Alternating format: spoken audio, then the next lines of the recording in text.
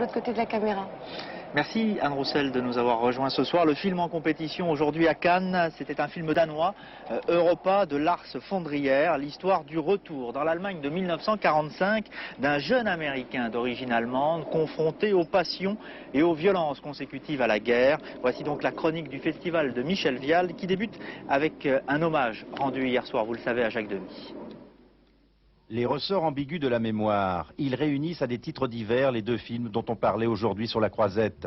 D'abord, présenté hors compétition hier soir, les souvenirs d'enfance de Jacques Demy, mis en scène avec une fidélité amusée par Agnès Varda, Jaco de Nantes. Ça vaut mieux que faire le jeu.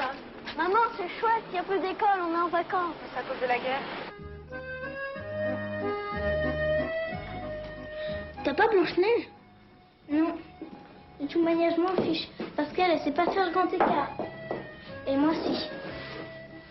Vas-y, essaie, toi. Qu'est-ce que tu fais? Ballerine.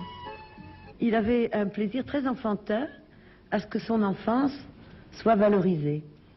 Donc, je n'ai jamais eu de doute que je lui faisais plaisir en faisant ce film. Je n'ai jamais eu de doute que ça nous aidait tous les deux à être occupés à quelque chose de léger, de plutôt heureux. Et puis en compétition pour le Danemark, Europa de Lars von Trier, le premier film sombre et superbe de la jeune génération sur la dernière guerre. Un voyage cauchemardesque dans une Allemagne en proie à ses ruines et à ses remords. Un rôle sur mesure pour Jean-Marc Barr, né en Allemagne et ballotté entre sa double identité américaine et européenne. On a été conditionné de ne pas aimer les Allemands. C'était fait par la média, par les films, partout. Je sais pas, pour moi, maintenant, j'ai plus cette racisme. L'Allemagne, en tout cas, la façon dont les Allemands, ils ont réagi pendant la dernière guerre, j'étais beaucoup plus fier d'eux que d'autres gens.